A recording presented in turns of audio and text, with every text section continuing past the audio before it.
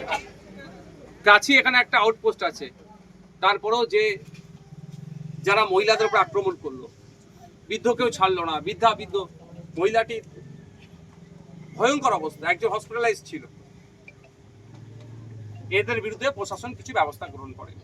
তা বলে যারা অন্যায় করেছে আমরা মারের বদলা তো মার দিতে বলতে পারি না, সেই রাজনীতি আমরা করি না। আমরা আইনের দ্বারস্থ হয়েছি, আমরা কোর্টে গিয়েছি, সব ডকুমেন্টস মেডিকেল ইনজুরি রিপোর্ট সহ আমরা জমা করেছি। বারবার এই আক্রমণ আমরা মেনে নেব না। আমরা আশা করব কোর্টের মাধ্যমে যারা সমাজবিরোধী, যারা দুষ্কৃতী, তাদেরকে আমরা টাইট দেবো।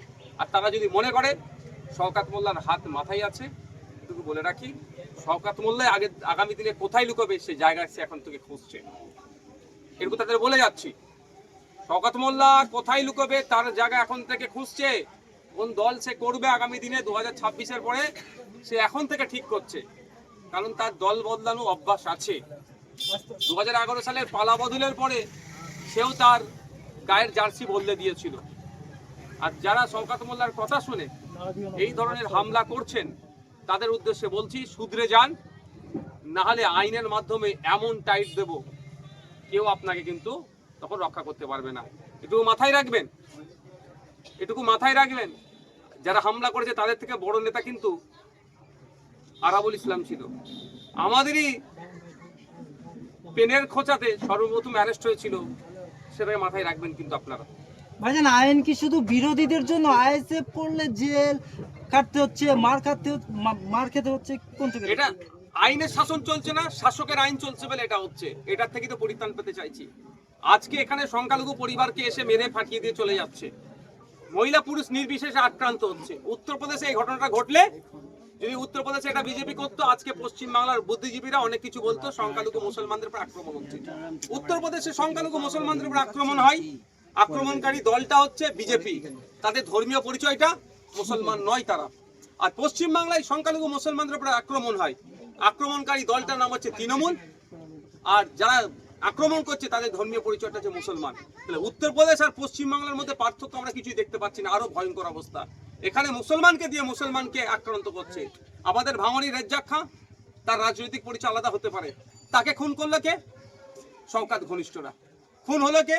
শওকত ঘনিষ্ঠ। তাহলে উত্তরপ্রদেশের থেকেও আমরা ভোট দিলাম 2021 সালে অনেকে, যে তৃণমূলকে ভোট দিয়ে ক্ষমতায় আনো, কারণ উত্তরপ্রদেশের মতো অবস্থা না পশ্চিমবঙ্গের হয়ে যায়।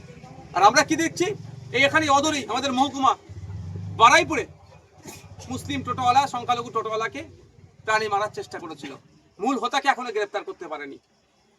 আর সাথে সাথে কোথায়? আপনার দুর্গাপুরে বৈধ কাগজপত্র থাকার পরেও গোরক্ষক বাহিনীরা, বিজেপির নেতারা, বিজেপি যুবনেতা একজন, সে প্রাণী মারার চেষ্টা করেছিল, সেখানেও মূল অপরাধীকে ধরতে পারেনি। তাহলে এখানে উত্তরপ্রদেশ, মধ্যপ্রদেশ, অসমে, গুজরাটে যেটা হয়, মহারাষ্ট্রে যেটা হয়, বিজেপি পরিচালিত রাজ্যগুলোতে, পশ্চিমবাংলায় আজকে সেই দিন দেখতে পাচ্ছি। পশ্চিমবাংলাতে আরএসএস এর কথাতে তৃণমূল কংগ্রেস রাজ্যটাকে চালাচ্ছে, আর বিভিন্ন জায়গাতে মুসলমানদের উপর অত্যাচার সংগঠিত করছে।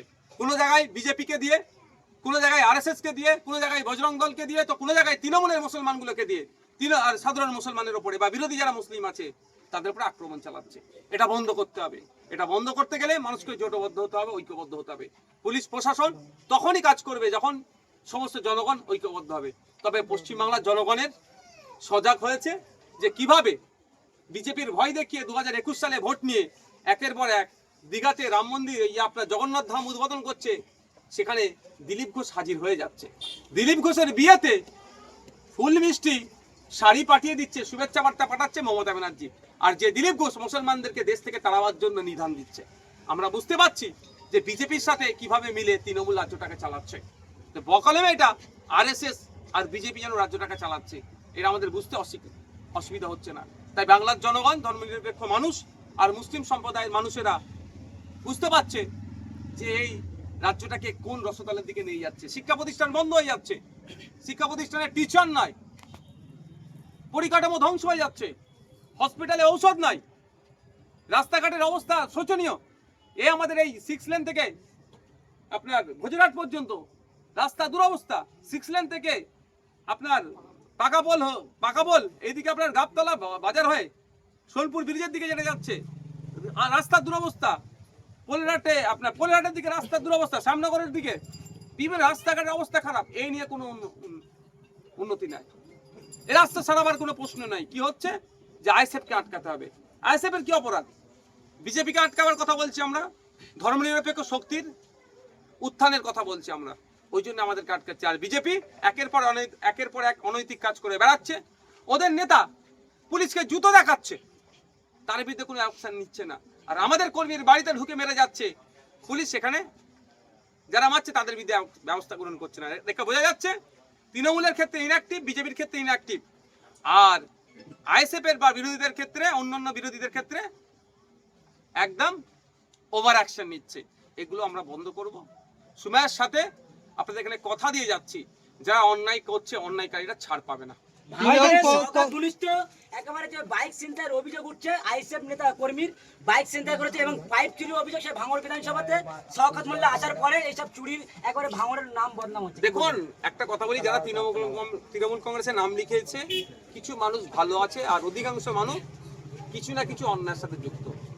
তৃণমূল ঘনিষ্ঠ শওকতের ডান হাত রাকেশ রায় চৌধুরী শুনলাম মন্দিরের জায়গা দখল করে ওর বাড়ি করেছে, 1 নম্বর খতিয়ানের জায়গা কেড়ে নিচ্ছে, সরকারি জায়গা।